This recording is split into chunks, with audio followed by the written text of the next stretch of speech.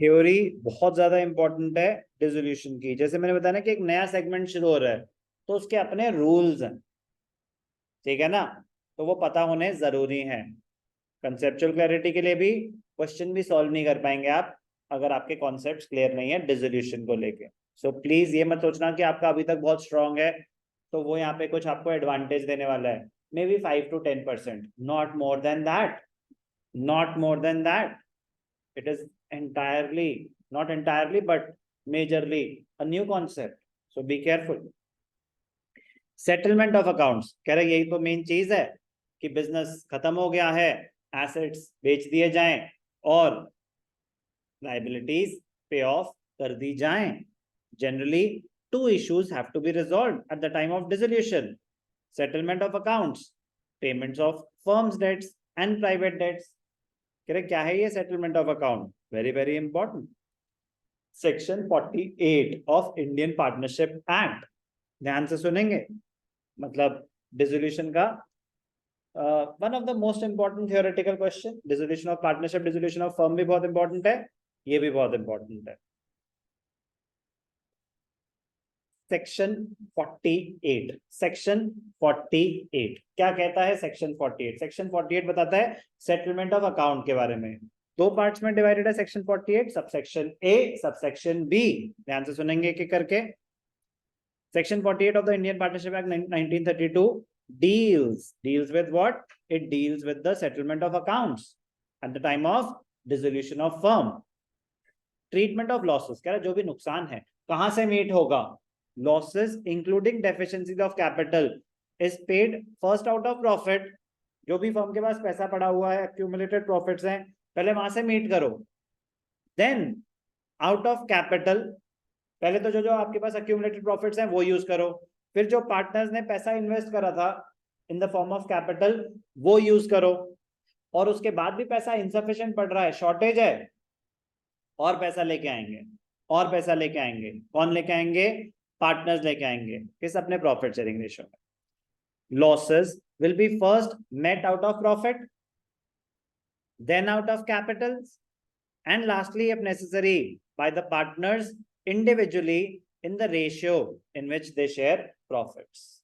Section 48 subsection A, theoretical section. Section 48 subsection B, theoretical as well as a practical section, मतलब आपकी पूरी accounting इस पे based है। ध्यान से सुनेंगे, बहुत इंपॉर्टेंट है। सेक्शन 48 सबसेक्शन बी क्या कहता है? ध्यान से सुनेंगे प्लीज, वेरी वेरी इंपॉर्टेंट। ये बताता है ऑर्डर ऑफ रीपेमेंट।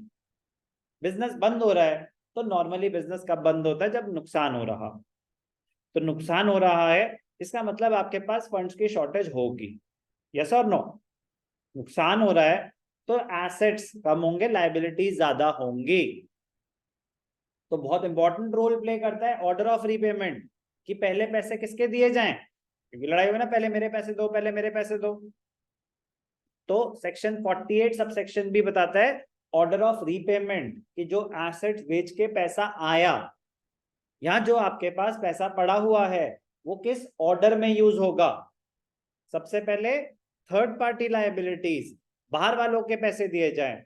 अब सर ये थर्ड पार्टी लायबिलिटीज कौन सी होती हैं? All liabilities excluding internal liabilities. ध्यान से देखेंगे, creditors, bills payable, outstanding expenses, provident fund is a liability, bank loan, third party liabilities। तो सबसे पहले थर्ड पार्टी लाइबिलिटीज, बाहर वालों के पैसे दें। सेकंड नंबर पे पार्टनर्स लोन, सेकंड नंबर पे पार्टनर्स लोन इफ एनी। कौन सा लोन? जो फर्म ने पार्टनर से बोरो किया हुआ है वो वाला पार्टनर्स लोन। थर्ड नंबर पे कैपिटल बैलेंसेस, थर्ड नंबर पे कैपिटल बैलेंसेस। लास्ट में अगर पैसा बच गया तो प्रॉफिट शेयरिंग रेशियो में डिस्ट्रीब्यूट कर दो। ओके, तो ध्यान से सुनना, दोबारा बताता हूं। Section 48 subsection B, one of the most important section of Indian partnership act as far as dissolution is concerned.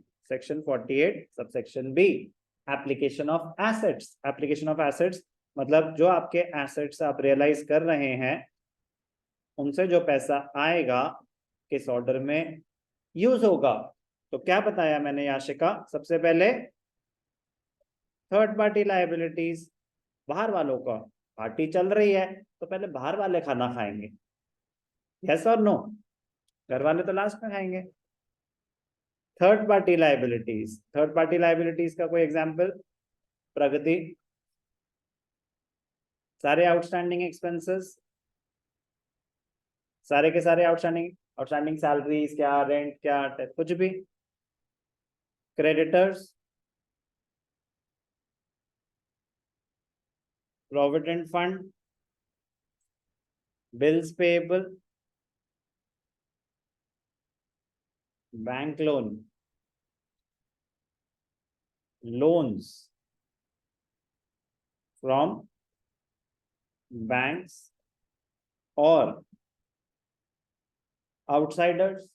कोई डाउट?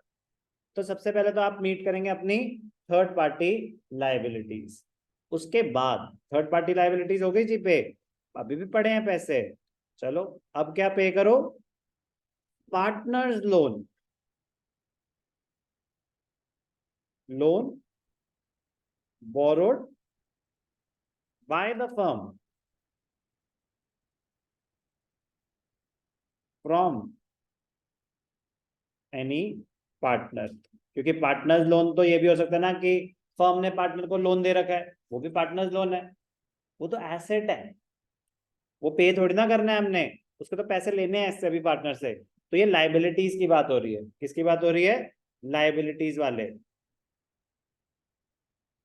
और तो कोई क्लैरिफिकेशन की जरूरत तो नहीं ना, loan borrowed by the firm from the partner, सुनने पे ध्यान देंगे प्लीज। पहले थर्ड पार्टी लाइबिलिटीज, फिर पार्टनर्स लोन, फिर पार्टनर्स कैपिटल बैलेंसेस, फिर पार्टनर्स कैपिटल बैलेंसेस, उसके बाद बैलेंस अगर अब बच गया to be distributed, to be distributed in the profit sharing ratio. But sir आपने तो बोला ना कि डिसोल्यूशन में तो नॉर्मली लॉस होता है, तो ये स्टेज नॉर्मली आप एक थ्योरेटिकल सिचुएशन हैंडल कर रहे हैं, तो आपके स्कूल लेवल पे तो आपके एसेट्स की वैल्यू वही होगी जो आपने लायबिलिटीज पे ऑफ करनी है, ना तो आपके पास सरप्लस बचने वाला है पार्टनर्स में डिस्ट्रीब्यूट करने के लिए, ना ही कोई शॉर्टेज होने वाली है कि पार्टनर्स को और पैसा लाना पड़े। क्लियर? तो but section 48 sub section B क्या कहता है, एसेट बेच के जो पैसा आया सबसे पहले थर्ड पार्टी लायबिलिटीज, फिर पार्टनर्स लोन, फिर कैपिटल बैलेंसेस, फिर अगर कुछ बच गया तो पार्टनर्स में पैसा डिस्ट्रीब्यूट किया जाए उनके प्रॉफिट शेयरिंग रेशियो में। Please this is one of the most important theoretical question which will help you in practicals as well. Section 48 subsection B of Indian Partnership Act.